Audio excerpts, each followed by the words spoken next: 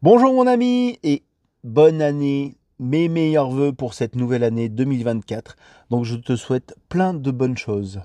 Et on attaque tout de suite avec ce début d'année par les réponses donc aux questions que vous avez été nombreux à me poser pour cette dernière vidéo 2023. Donc voilà, je réponds aux questions juste après le petit générique. Mais encore un grand merci à tous d'avoir joué le jeu, de me poser les questions. J'ai fait des recherches pour essayer de répondre au mieux à toutes ces questions. Donc voilà, j'espère vous satisfaire toujours et encore pour 2024. Cause I've been living life right like I could just die any minute. Going for a ride down the side, PCH, country limit. I don't need a guide, follow lights. Une petite entracte dans cette vidéo pour te donner l'information donc vers AliExpress parce que tu as des choses vraiment très intéressantes à très petit prix. Tu as des choses de médiocre qualité, il faut être honnête.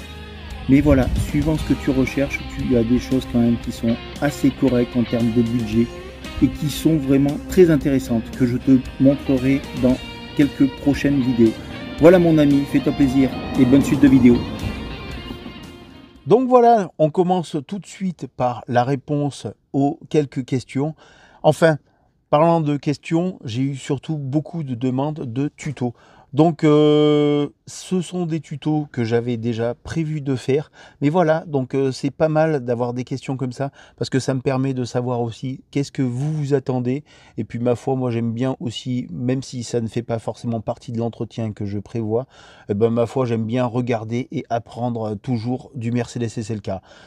Je le dis pour rappel, je ne suis pas mécano du tout, je ne travaille pas du tout dans l'automobile, c'est juste que j'aime bien faire l'entretien moi-même et savoir un peu comment tout cela fonctionne. Donc voilà, donc des demandes de tuto, donc j'ai eu pour faire la vidange du compresseur M62, donc ça c'est le compresseur que je possède sur mon SLK 230 compresseur de 98. Donc ancien compresseur. Après, j'ai une demande aussi de tuto, c'est pour le démontage des panneaux de porte. Donc parce qu'un abonné a un souci au niveau de la fermeture centralisée, donc certainement une fuite d'air, parce que comme tu le sais sur le SLK R170, toute la condamnation centralisée n'est pas électrique mais pneumatique, donc tu as une petite pompe dans le... Donc ça aussi c'est prévu que je te montre un peu comment ça fonctionne exactement. Après j'ai eu aussi une demande, donc tu m'excuses, en ce début d'année j'ai chopé un petit rhume. Donc j'ai eu aussi une demande donc pour faire le ciel de toit, comment faire son ciel de toit comme un grand, j'ai bien aimé cette question. Donc c'est prévu sur le R170, donc mon phase 2, la bleue. Donc c'est prévu que je le fasse sur celle-ci, donc avec un toit, enfin un habillage en tissu.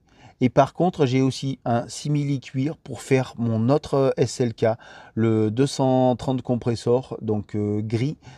J'ai prévu aussi un simili-cuir donc, pour celui-ci. Donc deux ciels de toit à refaire. Pas par rapport à des fuites d'huile. Enfin, sur celui-ci, c'est une fuite d'huile. Sur l'autre, c'est simplement la mousse qui se désagrège avec les années. Et donc, ça se décolle. Et c'est très moche. Donc, un tuto en prévision pour tout ça. Autre demande de tuto, c'est pour une recherche de panne. Donc ça, par contre, ça concerne le SLK R171. Donc, je ne possède pas ce SLK-là. Mais par contre, voilà, mon ami, je vais te donner quelques pistes pour trouver la panne concernant ton toit.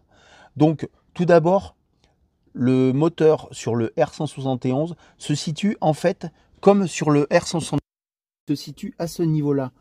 Donc c'est dans le, on va dire dans le panneau qui sépare le coffre de l'habitacle. Donc dans cette partie-là, donc tu as le moteur hydraulique. Donc pour contrôler, voir un petit peu ce qui ne va pas, qui bloque l'ouverture du toit, il faudra d'abord regarder si le niveau d'huile est bon. Si ton niveau d'huile n'est pas bon, c'est que certainement tu as une fuite. Si ton niveau d'huile est bon, après tu peux te pencher donc sur les capteurs. tout ce qui est capteur, il y en a toujours beaucoup pour l'ouverture, la fermeture, que ça, le véhicule en fait va capter à chaque fois que voilà, il a fait toutes ces étapes et tu as un capteur à chaque fois. Si celui-ci te dit hop, j'ai terminé, hop, ça passe au suivant, ça fait un autre mouvement et ainsi de suite. Donc ce sera peut-être les capteurs à contrôler. Tu peux aussi contrôler directement sur ton ciel de toit. Si jamais tu as des traces d'huile ou tu as vu un passage d'huile quelque part, bon là tu sais très bien que tu auras une fuite sur un vérin. Tu peux aussi contrôler sur l'ouverture du coffre, voir au niveau des vérins, pareil, s'il n'y a pas de fuite d'huile. Donc voilà les quelques indices que je peux te donner pour essayer de diagnostiquer ta panne sur ton toit ouvrant sur le R171. Voilà mon ami. Après j'ai une autre question donc concernant un SLK R171 aussi, mais un 350, donc beaucoup plus puissant.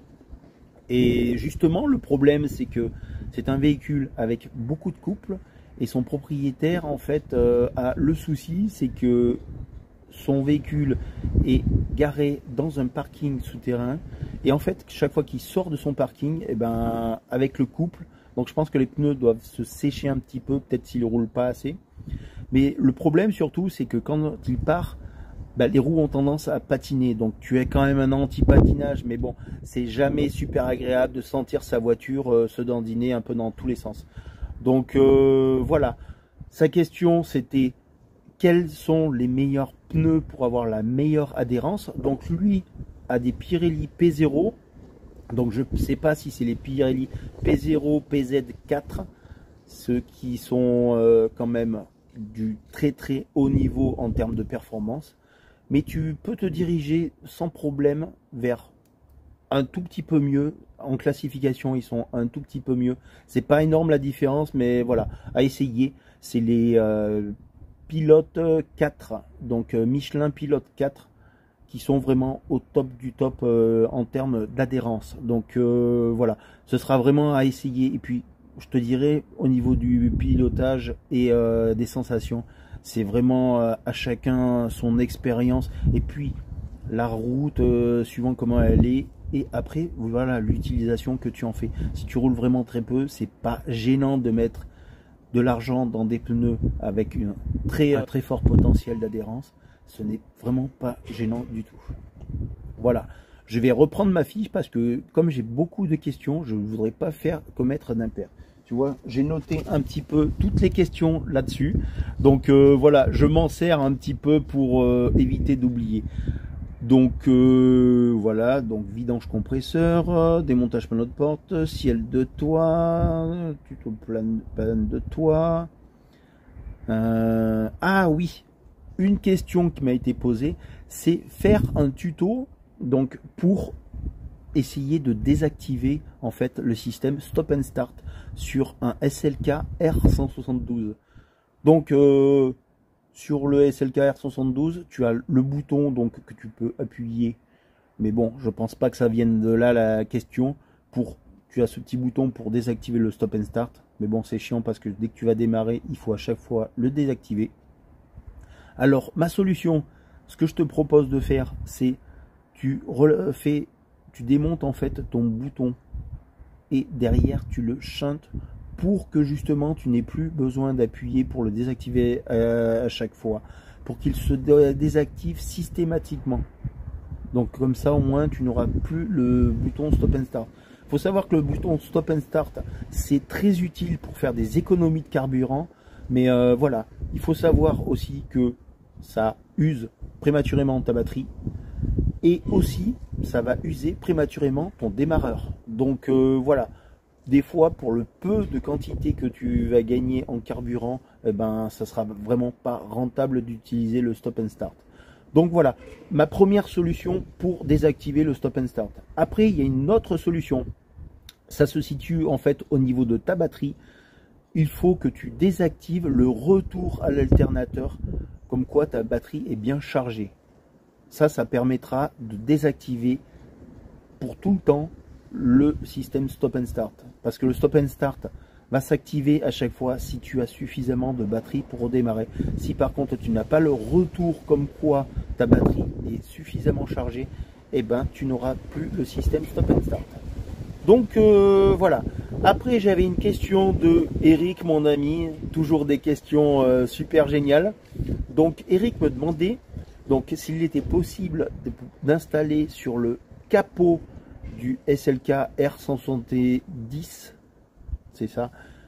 Donc sur le capot du Mercedes SLK R170, donc une étoile. Donc en lieu et place, tu sais, du petit logo Mercedes-Benz. Et ben ça par contre, j'ai cherché, je ne l'ai pas trouvé.